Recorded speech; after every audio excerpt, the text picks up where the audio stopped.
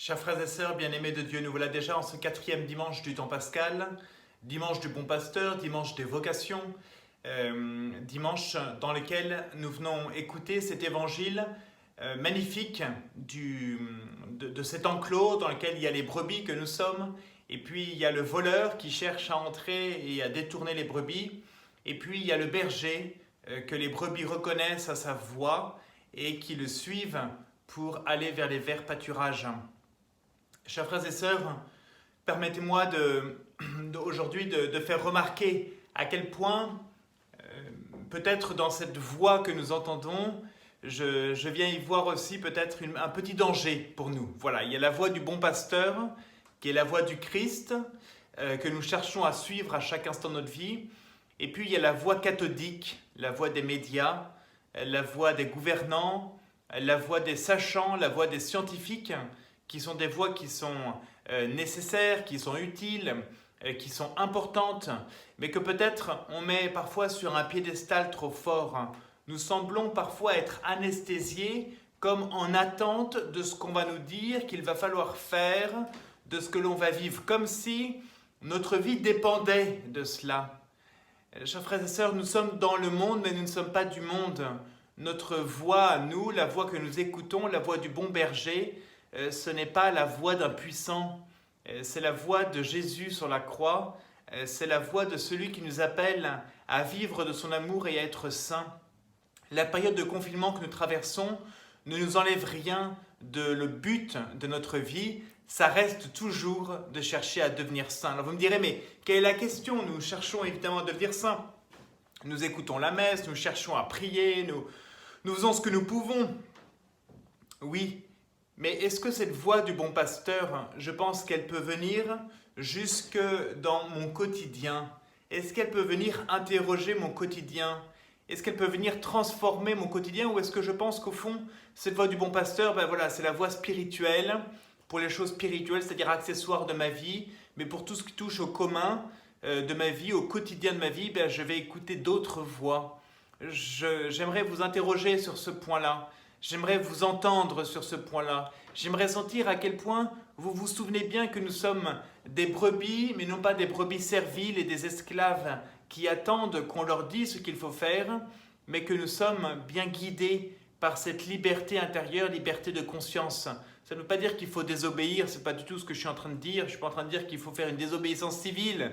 À nous la révolution. Non, ce n'est pas ça du tout que je dis. Je dis simplement, attention à ne pas nous tromper dans nos attentes, dans ce que nous exprimons. Attention à ne pas chercher à mal juger, parce que nous donnons trop de poids à certaines choses et nous semblons agir comme si notre vie dépendait tout entière des consignes qui vont être données. Attention à bien placer notre vie comme étant d'abord l'accomplissement de la parole de Dieu. Nous sommes chrétiens, nous sommes marqués du fer rouge du baptême, nous appartenons au Christ. Nous ne cherchons pas à nous comporter comme si nous ne connaissions pas le Christ. Et parfois nous sommes apeurés dans l'angoisse, et je le comprends bien, nous sommes précautionneux et il faut sûrement l'être.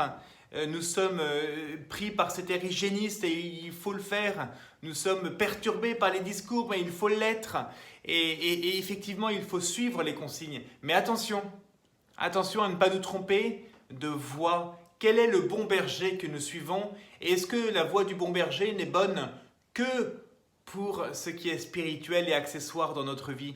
Le but de notre vie, ce n'est pas de vivre le maximum de jours sur la terre. Le but de notre vie, c'est d'être saint, c'est d'aimer.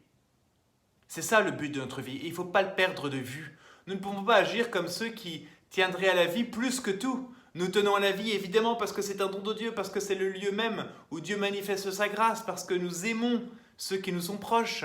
Nous tenons à la vie parce qu'elle est un cadeau de Dieu et que nous ne voulons pas le perdre. Mais nous ne tenons pas à la vie au point d'en perdre le lien avec le Christ. Nous ne tenons pas à la vie au point de nous séparer de l'amour du Christ. Alors vous pourriez me dire, mais de quoi on parle là? Qu'est-ce que c'est que cette opposition? Eh bien, je pressens, j'entends que pour beaucoup, eh bien finalement, la voix du bon pasteur est un peu plus inaudible en ce moment. Elle a été un peu mise de côté. Et je vous invite du coup à être attentif à cela, attentif à ce petit glissement qui est en train de se faire dans nos cœurs et dans nos vies et qui pourrait peut-être nous faire mélanger parce que de désespoir en désespérance, mais attendez, mais notre vie, même si on nous enlève la possibilité d'avoir les messes, si on ne peut pas le faire actuellement, le mot enlevé est peut-être trop fort, mais eh bien notre vie continue, notre vie continue. Nous pouvons toujours continuer à prier, nous pouvons toujours continuer à aimer, nous pouvons toujours continuer à suivre le Christ et à servir nos frères.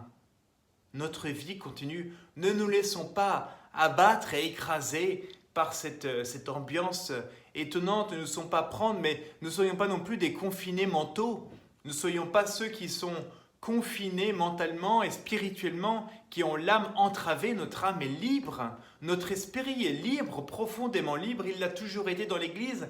L'Église traversera ce virus. Notre vie aussi, nous aurons un après ce virus et nous allons continuer à vivre. Mais déjà maintenant, nous continuons à vivre. Et j'aimerais le voir dans vos sourires, dans vos manières d'être, dans votre espérance, dans ce que vous portez, dans votre attitude d'homme et de femme libre. Libre, profondément libre. C'est pas parce que l'extérieur est contraint que l'intérieur est contraint, que l'intérieur est entravé. Quand tu veux prier, mets-toi dans ta chambre, ferme la porte et ton Père qui est dans le secret voit ce que tu fais. Il te le revaudra. Il te le revaudra. Chers frères et sœurs, nous sommes confinés mais nous sommes libres intérieurement. Cultivons cette liberté intérieure, cultivons cette liberté de l'esprit. Nous sommes dans le temps de la Pentecôte, nous attendons que l'Esprit vienne transfigurer nos vies, qu'il vienne les transformer.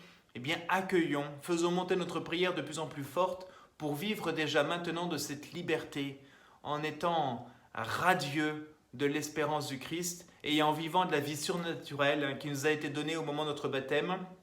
Foi, espérance et charité font partie de notre être, font partie de notre vie. Vous pouvez compter sur mes prières, je sais pouvoir compter sur les vôtres. Alléluia, le Christ est ressuscité. Alléluia.